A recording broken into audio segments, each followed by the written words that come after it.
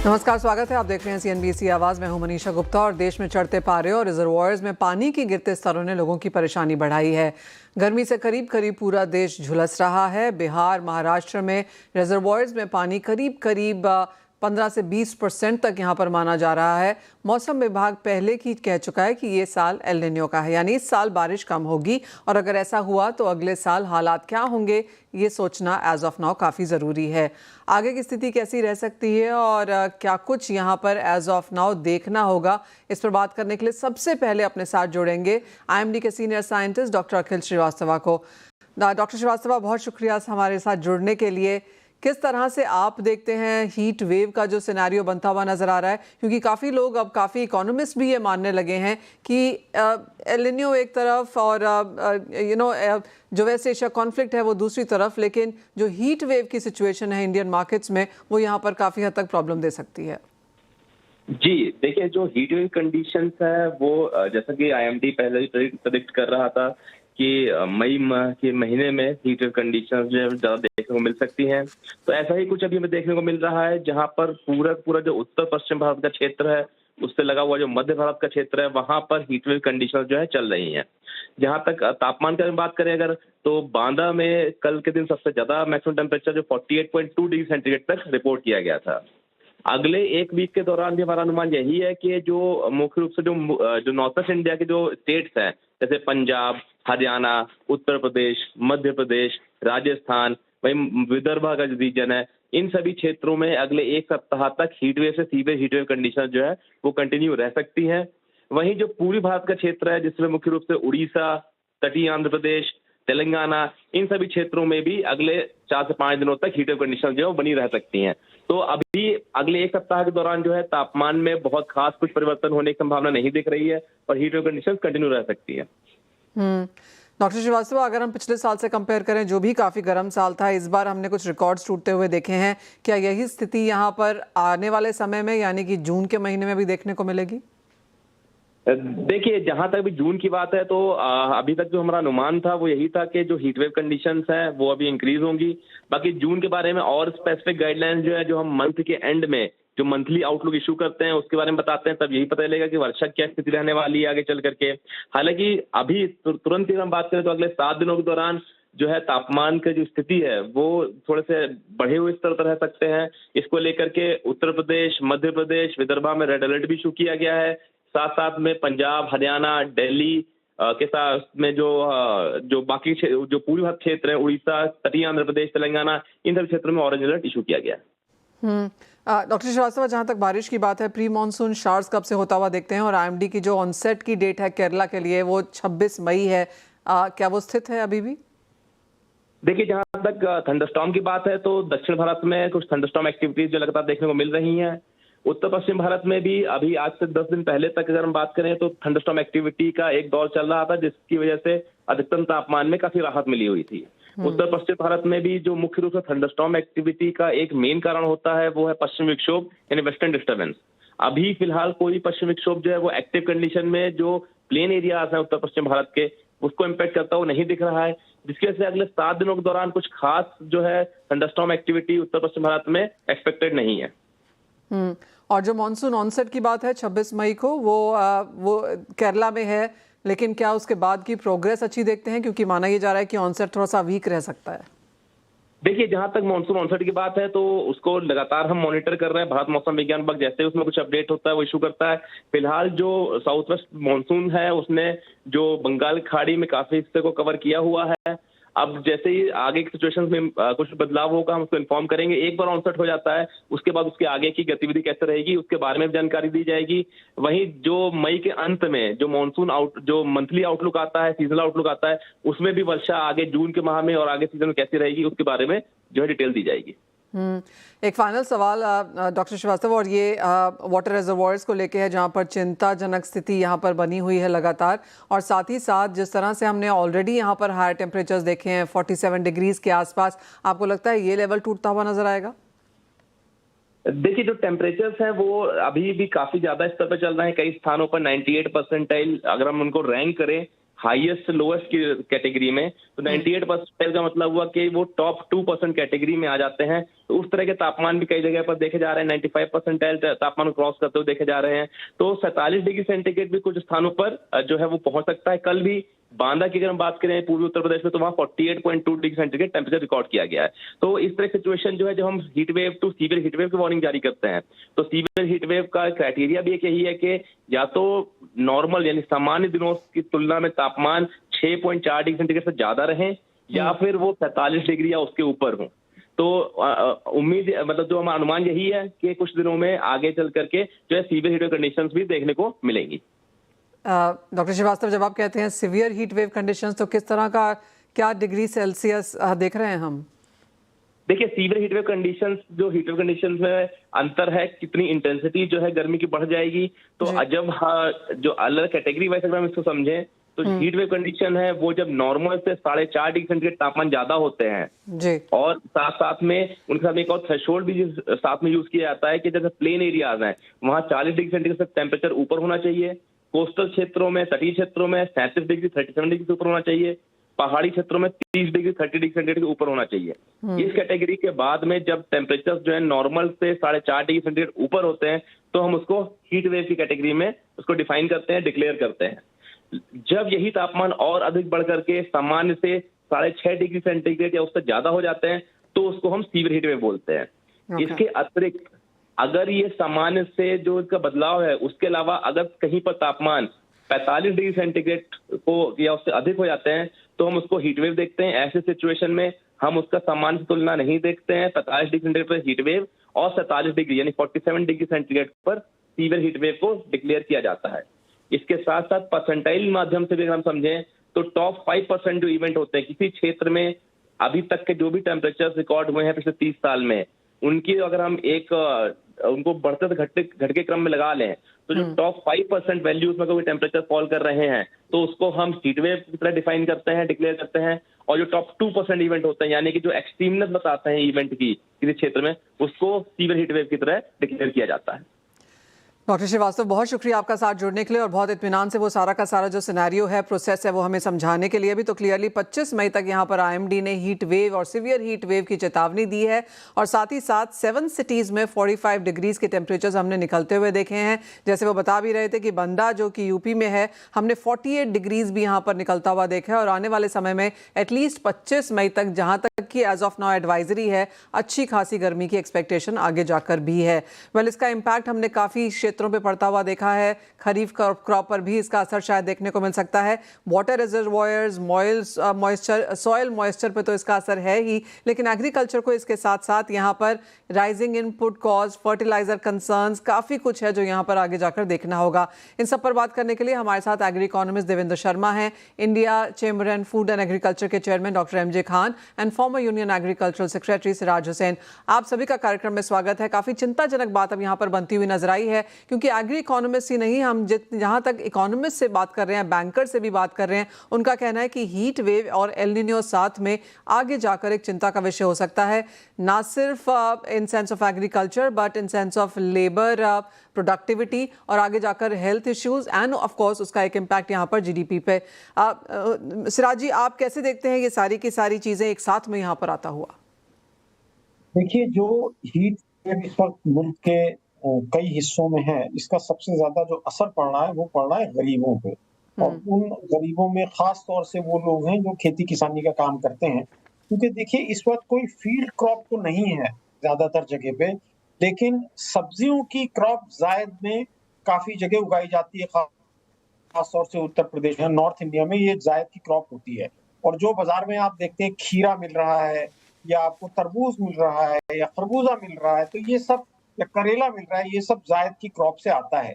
और अगर इतनी ज्यादा गर्मी हो जाएगी कि 45 डिग्री के ऊपर टेम्परेचर चला जाएगा, तो ये सारी क्रॉप अपनी यील्ड कम हो जाएंगी और इसका साइज छोटा रह जाएगा। ये तो एक बात हुई। दूसरी बात ये, इसका सबसे ज्यादा असर पोल्ट्री पर पड़ेगा। जो पोल्ट्री फार्म है उनका बहुत ज्यादा खर्चा बढ़ेगा, क्योंकि उनको ठंडा रखना पड़ेगा, उनको इतनी सर्दी, इतनी गर्मी वो बर्दाश्त नहीं कर सकते हैं। और इसके अलावा मवेशियों पर भी इसका असर पड़ेगा। जी हाँ, जो पेरिशेबल हैं फ्रूट्स एंड वेजिटेबल्स, जैसे आपने कहा, यील्ड कम हो सकता है और पोल्ट्री पर, मवेशियों पर भी इसका असर यहाँ पर आता हुआ नजर आ सकता है। तो काफ़ी सारी चिंताएं यहाँ पर हैं। देवेंद्र शर्मा जी, आप कैसे देखते हैं यहाँ पर ये पूरी स्थिति? जो इमीडिएट इम्पैक्ट है वो तो जैसे सिराज जी ने कहा कैश क्रॉप पे है या फिर समर क्रॉप पे यहाँ पर है, लेकिन इसका एक लॉन्ग लास्टिंग इम्पैक्ट भी यहाँ पर मार्केट्स पे है। देखिए, सबसे पहले तो जो आपके एक्सपर्ट थे आईएमडी से, डॉक्टर श्रीवास्तव साहब ने तो हमें डरा दिया कि वे अगले 7 दिन, उनका कहना है कि भाई हीट वेव एक्सट्रीम होगी।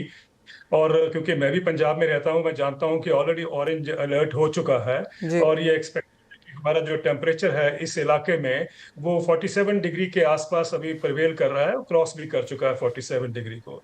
तो जो हीट वेव की बात की जा रही है वो तो हम ऑलरेडी उसको उसको महसूस कर रहे हैं। और आने वाले दिनों में अगर और भी हमारे सामने एक ऐसा डरावना सिनारियो पेश किया गया तो I think we should be ready for the worst also. ये कहते हुए मेरा ये एक अच्छी जो इसमें खबर ये है कि भाई कम से कम रेजर्वायर जो हैं हमारे नदर इंडिया के 4 मेजर रेजर्वायर हैं, आप जानते हैं, हिमाचल प्रदेश और पंजाब में। और वो चारों की जो वाटर स्टोरेज की जो कंडीशन है वो ठीक है। It is very reassuring. जब मैं कहता हूँ रीअश्योरिंग तो उसका मतलब है तकरीबन पिछले साल अगर 28% उपलब्धता थी पानी की उन रिजर्वायर्स में, तो इस साल 42% के आसपास अभी ऑलरेडी पानी जो है वो है हमारे पास। तो I think that should be a lot reassuring for the public कि भाई कम से कम पानी का दिक्कत, पीने का पानी और सिंचाई की जो कंडीशंस आगे आगे आगे आएंगी उसको एड्रेस करने के लिए हमारे पास एडिक्वेट स्टोरेज अभी के कंडीशंस में तो है हमारे पास। तो ये तो एक पॉजिटिव है। लेकिन जो ये फसलों के ऊपर क्या इम्पैक्ट होगा, मुझे लगता है कि अभी तो जैसा सिराज जी ने कहा कि कोई फसल मेजर नहीं है जो खड़ी है, लेकिन लाइव स्टॉक पे इसका बहुत सीरियस असर है। और ऑलरेडी हमने देखा है कि 2 रुपए दूध के जो दाम है बढ़ गए हैं। जो हमारे मेजर जो डेयरी कंपनीज हैं, डेयरी कोऑपरेटिव्स हैं, उन्होंने बढ़ा दिए हैं। I think it's an indication, जो कि हमने हर बार देखा है, जब गर्मी बढ़ती है तो दूध की मात्रा कम होती है और उसके करके आप प्राइसेस बढ़ते हैं। तो इसका ऑयल कंडीशन से कोई मतलब नहीं है, लेकिन I think it should be clear to all of us कि भाई हीट वेव का जो इम्पैक्ट है एग्रीकल्चर में अभी तो शुरुआत हुई है। और लेकिन आगे आगे हम देखेंगे कि भाई अगर एल नीनियो सेटल इन कर जाता है तो मुझे लगता है कि जो पैडी की सिचुएशन है वो भी एक चिंताजनक हो जाएगी हमारे सामने।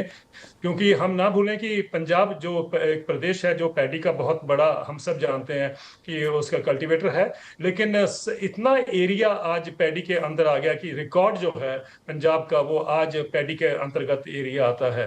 तो यानी जो डाइवर्सिफिकेशन की बात इतने सालों से हो रही थी वो अभी कहीं नजर नहीं आ रही है। और हम ये भी ना भूलें कि एथेनॉल की जो प्रोडक्शन हो रही है वो भी कोई पैडी से कम नुकसान नहीं होगा उसका आने वाले दिनों में। लेकिन ये अलग बात है कि लोग एथेनॉल की बात नहीं करते हैं, पानी का कितना उपयोग होगा एथेनॉल पे, इस पे बात नहीं की जाती है। सारे का सारा दोष जो है किसानों के ऊपर डाला जाता है कि सब पैडी में वो दोहन करते आ रहे हैं पानी के स्तर का। तो मेरा मतलब कहने का कि हम ये ना भूलें कि जो पैडी को रिप्लेस कर रहे हैं या पैडी के साथ साथ जो अब क्रॉप्स नहीं आएंगी, चाहे उसमें मेज है, पैडी है, उसमें शुगर केन भी है, तो ये सब फसलें भी उतनी ही चिंताजनक या उससे भी ज्यादा चिंता होगी हमें पानी का जो जिस तरीके से स्तर गिरेगा। तो ये मुझे लगता है कि उसको नजर रखते हुए we have to be very watchful कि हम एथेनॉल का जो एक्सपेरिमेंट है बहुत हो गया। I think we need to be very cautious कि हम एथेनॉल चाहिए कि हमें देश की फूड सिक्योरिटी चाहिए। तो आई थिंक ये चीज महत्वपूर्ण है। और हमारे जो एक्सपर्ट्स हैं जो भी एथेनॉल पे क्वाइट रहते हैं, चुप रहते हैं, मैं देखता हूं अक्सर, उनको भी अब बोलने का समय आ गया है कि वी कैन नॉट किसी न किसी तरीके से हम अपने फूड सिक्योरिटी के साथ खिलवाड़ ना करें। क्योंकि ये ना भूलें, जैसा आपने पहले भी कहा, कि अब ऑयल क्राइसिस होने के नाते या जो इंटरनेशनल सिचुएशन है उसमें फर्टिलाइजर के ऊपर बहुत सीवियर इम्पैक्ट देखने को मिल सकता है आने वाले दिनों में। अभी तक तो हम आश्वासन दे रहे हैं किसानों को कि हम अपने आप कंफर्टेबल हैं सिचुएशन, लेकिन ऐसा नहीं है। ऑल नो कि भी आने वाले दिनों में क्राइसिस आएगा। सो पानी प्लस फर्टिलाइजर प्लस जो ये हीट वेव के साथ very very careful. Mister doctor Khan, आप क्या कहना चाहेंगे? ऑफ कोर्स हम यहाँ पर फ्रूट्स, वेजिटेबल्स, यील्ड, पोल्ट्री और साथ ही साथ आगे जाकर क्या चिंताएं रह सकती हैं, और जो वो देवेंद्र शर्मा जी ने यहाँ पर एथेनॉल का यहाँ पर जो मुद्दा उठाया है वो लगातार सिराज हुसैन जी भी उसको यहाँ पर बात करते रहते हैं। आपकी क्या सेंस है? लेकिन ये जो हीट वेव है, एल निन्यो है, और जो बारिश को लेकर चिंताएं हैं, खरीफ को लेकर चिंताएं हैं, काफ़ी लोग तो ये भी मानते हैं कि आगे रबी में भी यहाँ पर कंसर्न आ सकती हैं अगर बारिश कम है, और ऑलरेडी इतनी गर्मी से हम यहाँ पर जूझ रहे हैं। आप इसको कैसे रीड कर रहे हैं? मनीषा जी, इन चिंताओं के साथ तब जीना सीखना पड़ेगा। और ये इस साल की बात नहीं है, जलवायु परिवर्तन अब देखने को मिल रहा है। और अभी से कुछ दिन पहले, हफ्ते भर पहले तक हम लोग ये चर्चा करते थे, ये मई का महीना निकला जा रहा, गर्मी हम लोग एक्सपीरियंस ही नहीं कर पा रहे हैं। तो बीच बीच में कहीं बारिश हो जाती थी, कहीं थंडर स्टॉर्म था, तो ठंडा जैसा महसूस होता था। सडनली ये बढ़ा है, अभी चिंता हो गई कि बहुत ज़्यादा टेम्परेचर बढ़ने लगा है। तो जो शिराज साहब ने, देवेंद्र जी ने कहा है, उसके अलावा जो अभी चिंता, वैसे तो व्हीट हार्वेस्ट हो चुका है बहुत पहले, और धान का भी नर्सरी भी शुरुआत नहीं हुई है, लेकिन गन्ना जो है वो उसकी बुआई हो चुकी है महीने 2 महीने पहले, तो उसमें थोड़ा इरिगेशन बढ़ाना पड़ेगा। जो लीफी वेजिटेबल्स हैं उनका एक फिक्र है, चाहे वो और वेजिटेबल्स, टमाटर है आपके, मिर्च है आपका, करेला है, इन सब पे असर पड़ेगा। अभी पड़ना शुरू हुआ है और रेट बढ़ना शुरू हो गए, क्योंकि हम खरीदारी करते हैं हापुड़ एरिया में, कोई 200 टन पर डे की किसी को सप्लाई देते हैं हमारी अपनी कंपनी से, तो उसमें हम लोग एक्सपीरियंस कर रहे हैं, प्राइस बढ़ना शुरू हो गया है किसानों की तरफ से। तो वो एक फिक्र की बात है। और कुछ मुझे लगता है कि जो जायद की फसलों में जो एक समर मूंग और उड़द है उसका है, लेकिन कुल मिला के फूड सिक्योरिटी पे असर नहीं होने जा रहा है। लेकिन लॉन्ग टर्म स्ट्रैटेजी हमारी क्या हो, क्योंकि इस तरीके की घटनाएं आपको ट्रेंड्स साल दर साल देखने को मिलेंगी ही। तो हम इस पे चर्चा करते रहें कि कितना टेम्परेचर बढ़ा है, बारिश डिले हो रही है, या इसकी तैयारी करने की तरफ लगे। तो मुझे लगता है कि वो एक लॉन्ग टर्म के हिसाब से प्लानिंग ज़रूरी है। जलवायु परिवर्तन के बारे में अभी कोई एकेडमिक डिस्कशन नहीं है, एक्चुअल दिखाई पड़ रहा है, तो उस पर चर्चा, कलेक्टिव थिंकिंग जानी चाहिए। जी, पॉइंट टेकन। वेल, इसी के साथ एक ब्रेक के लिए भी रुकेंगे, लेकिन आप बने रहिए हमारे साथ, क्योंकि वापस आके अपने अब यहाँ पर इनपुट कॉस्ट की कर लेते हैं। सिराज जी, मुझे याद है आपने पिछली बार कहा था कि फर्टिलाइजर अवेलेबिलिटी कंसर्न नहीं है, लेकिन सरकार जो इसका सब्सिडी देगी वो एक कंसर्न है। जी, ये बात बिल्कुल सही है। और आपने देखा कि आईपीएल ने जो टेंडर यूरिया का फ्लोट किया था, उसके दाम कितने बढ़े हुए आए, तकरीबन 80% का इजाफा हो गया। यानी कि $400 पर टन से बढ़ के वो $1000 पर टन तक पहुंच गया। तो अभी तक गवर्नमेंट ऑफ इंडिया ने मैं कहता हूं कि जो जरूरी स्टेप है वो नहीं लिया है। जबकि पेट्रोल और डीजल के दाम तो बढ़े हैं, लेकिन फर्टिलाइजर के दाम गवर्नमेंट बहुत सारी वजह है जिसकी वजह से नहीं बढ़ा पा रही है। पॉलिटिकल कंसेंसस भी नहीं है उसमें, और फार्मर्स एजिटेशन की वजह से भी शायद गवर्नमेंट रिलक्टेंट है। लेकिन हम ये समझते हैं कि इस वक्त कुछ ना कुछ यूरिया के दाम में इजाफा फार्मर्स भी एक्सेप्ट कर लेंगे। तो अगर इसी तरीके से जंग जारी रही, ये जो इजराइल और अमेरिका ने जंग शुरू की थी ईरान पे, और अगर हॉर्मूज बंद रहा, तो हमारे लिए बहुत बड़ी समस्या ये हो जाएगी कि फर्टिलाइजर की अवेलेबिलिटी के साथ साथ उसके प्राइस और भी ज्यादा ऊपर बढ़ सकते हैं। ये गवर्नमेंट ऑफ इंडिया के बजट के लिए काफी नुकसानदेह होगा। डॉक्टर खान, आपको भी लगता है कि इनपुट कॉस्ट यहाँ पर कई तरीके से बढ़ेंगी, ना सिर्फ पेट्रोल डीजल की तरफ से, बट फर्टिलाइजर और ऑफ कोर्स काफी दूसरी चीजें? देखिए, पेट्रोलियम प्रोडक्ट्स में तो अभी बहुत इजाफा नहीं हुआ जितना होना चाहिए इंटरनेशनल ट्रेंड्स के हिसाब से। लेकिन फर्टिलाइजर का कंसर्न बना हुआ है, तो ज़्यादा प्राइस के बजाय अवेलेबिलिटी का कंसर्न है। और फर्टिलाइजर के बारे में स्टेटमेंट आना शुरू हो गए। अभी पंजाब के जाखड़ साहब का स्टेटमेंट आएगी, साहब इसको, जैसे शुगर हम लोग लेते हैं सेहत के लिए खराब, ऐसे फर्टिलाइजर भी खेती के लिए खराब है, उसी तरीके से इस्तेमाल करना चाहिए। तो एक थॉट्स वो रिफ्लेक्ट कर रही हैं कि फर्टिलाइजर के जो प्राइसेस है, 3 दिन पहले मैं अपने गांव में था, तो गांव के लोग इकट्ठा हो गए कि साहब फर्टिलाइजर नहीं मिल रहा है, थोड़ा बहुत दिलवा सके। लेकिन वो कमी अभी उतना मीडिया में नहीं आ रही जितना कमी एक्चुअली ग्राउंड पे किसान फेस कर रहे हैं। तो ये सिचुएशन फिक्र की ज्यादा है कि 4 रुपए 6 रुपए बढ़ने बजाय कि क्या अवेलेबिलिटी एडिक्वेट क्वांटिटी में रहेगी, किसानों को टाइम पे मिल पाएगा कि नहीं। और यहाँ पे अभी जो चर्चा तेज होने की उम्मीद कर सकते हैं अगले कुछ दिनों में, वो ये है कि यूरिया पे सब्सिडी कैसे घटाएं और इसको कैसे कॉस्टली बनाएं, ताकि किसान की लेवल पे डिमांड कम हो, तो अगर कम भी आयात हो पाए तो वो एडजस्टमेंट थोड़ा सा मेंटेन हो। देवेंद्र जी, ऑफ कोर्स पीएम ने जो सारी की सारी वो अपील्स करी, उसमें वहाँ पर उन्होंने ऑर्गेनिक खेती की बात भी करी कि सॉयल डिग्रेडेबिलिटी एक बड़ा इशू है, और अब तो सॉयल मॉइस्चर को लेकर भी कंसर्न है कि जब तक पहली दूसरी बारिश नहीं होगी, बुआई यहाँ की फसलों की शुरू नहीं हो पाएगी जून में। यहाँ पर आप कैसे देखते हैं इन चिंताओं को, इन एडिशन विद बाकी सब चीज़ें जो हम डिस्कस कर रहे हैं? ये तो इसमें कोई शक नहीं है कि जब भी कोई डिजास्टर होता है या होने वाला होता है तो इट इज एन अपॉर्चुनिटी। और जब हम कहते हैं कि अपॉर्चुनिटी, तो उसको अक्सर ये माना जाता है कि it's an business opportunity, which is unfortunate, लेकिन ये माना जाता है। इसलिए मैं कह रहा हूं, क्योंकि प्राइम मिनिस्टर जी ने बिल्कुल ठीक कहा है कि भाई हमें लॉन्ग टर्म के लिए अब एक रास्ता निकालना पड़ेगा। ये नहीं हो सकता कि हम हर चौथे महीने या हर 2 साल के बाद, पहले यूक्रेन की वॉर थी कि तब क्राइसिस हुआ, अब जो ईरान की वॉर के करके, ईरान अमेरिका की वॉर और इसराइल की वॉर के करके हम देख रहे हैं कि यहाँ पर अब क्राइसिस एक और सामने आ गया है। मुझे लगता है कि अब और ग्लोबल भी अगर हम देखना चाहें तो आज जो, जैसा कि आपने पहले कहा है कि इतना ग्रीन हाउस गैस एमिशंस हो गया है एग्रीकल्चर से, कि उसको कम करने के लिए agro ecology is being promoted and is also seeing results दिखा रही है। वो दुनिया भर में एग्रो इकोलॉजी का अब जो प्रावधान है या उसके ऊपर फोकस है वो बढ़ गया है, एंड उसको एक्सेप्ट भी किया जा रहा है।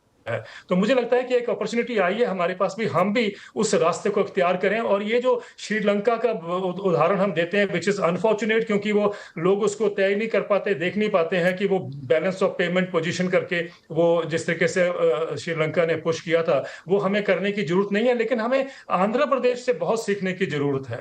आंध्र प्रदेश में नेचुरल फार्मिंग सिस्टम चल रहा है और 15 साल से चल रहा है।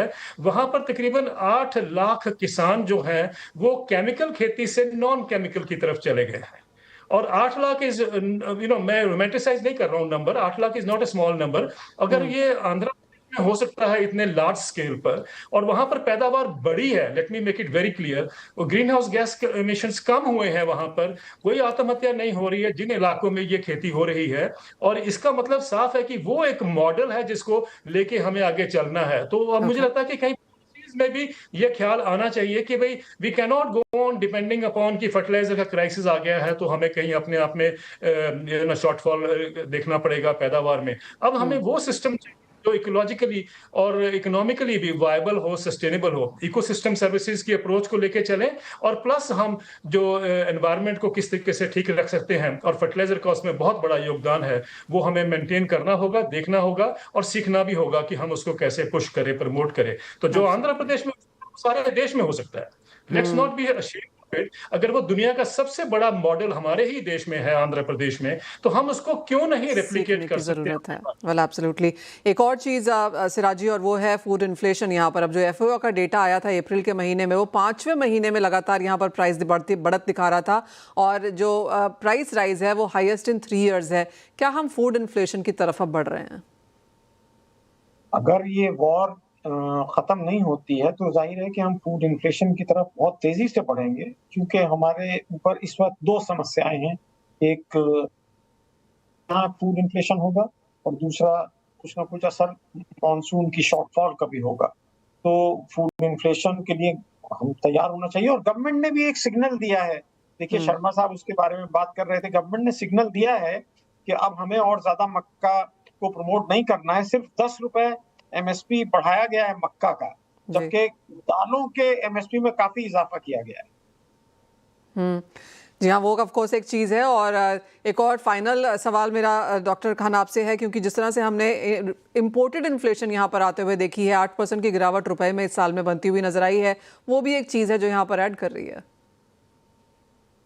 देखिए, सारे फैक्टर्स को अगर देखें तो इंडिया में अभी food cost among the lowest in the world है। तो कहीं ना कहीं सब चीज़ों में जब इंटरनेशनल पैरिटी लग रही है तो इसमें भी तैयार होना पड़ेगा लॉन्ग टर्म में कि ये प्राइसेस बढ़ेंगे। ये क्राइसिस चलो ट्रांजिटरी है, भी टल जाएगी, लेकिन इसके लिए एक मेंटली प्रिपेयर होना पड़ेगा कि फूड प्राइसेस बढ़ने ही हैं इन द लॉन्ग टर्म। सो ये बात है। दूसरा, जो शर्मा जी कह रहे थे आंध्र से लर्न करने का, सबसे बड़ा लर्निंग हम लोग देख सकते हैं तमिलनाडु से। जो तमिलनाडु प्रिसीजन फार्मिंग प्रोजेक्ट है, उसको अगर नेशन वाइड स्केल करें और इम्प्लीमेंट करें तो जो वाटर की कम से कम खपत है, फर्टिलाइजर और इनपुट की कम से कम खपत है, और मैक्सिमम प्रोडक्टिविटी उससे आने का है, वो वेल डॉक्यूमेंटेड है। मुझे लगता है ये टाइम आ गया है। अगर 100 में से एक चीज को गवर्नमेंट ऑफ इंडिया को सबसे ज्यादा प्रायोरिटी देना चाहिए तो प्रिसीजन फार्मिंग को पूरे कंट्री भर में लागू करना चाहिए। वो तमिलनाडु के प्रिसीजन फार्मिंग प्रोजेक्ट्स की डिटेल्स को अंडरस्टैंड करते हुए उसका इम्पैक्ट बड़ा जबरदस्त है, वो सारे डेटा है, मुझे लगता है उसको देश भर में लागू करना चाहिए। ऑलराइट, तो ऑफ कोर्स चिंताएं ज़्यादा हैं और इस बार कुछ ज़्यादा ही हैं, बिकॉज जो यूजुअल इंडिया की प्रॉब्लम्स होती हैं एग्रीकल्चर को लेकर, उसके साथ साथ यहाँ पर रुपी डेप्रिसिएशन है, वाटर रिजर्वॉयर्स में कुछ इश्यूज बनते हुए नजर आ रहे हैं, बारिश कम है, एल निनो है और इंटरनेशनल क्यूज ऑफ कोर्स यहाँ पर हैं ही, लेकिन सोल्यूशंस भी हैं जो आप सबने यहाँ पर दिए हैं और आशा है सरकार इन्हें सुनेगी भी। बहुत शुक्रिया आप सभी का आज यहाँ पर समय निकालने के लिए, अप्रिशिएट योर टाइम। और इसी के साथ फिलहाल इस कार्यक्रम में भी इतना समय है, मुझे दीजिए इजाजत, लेकिन आप बने रहिए CNBC आवाज़।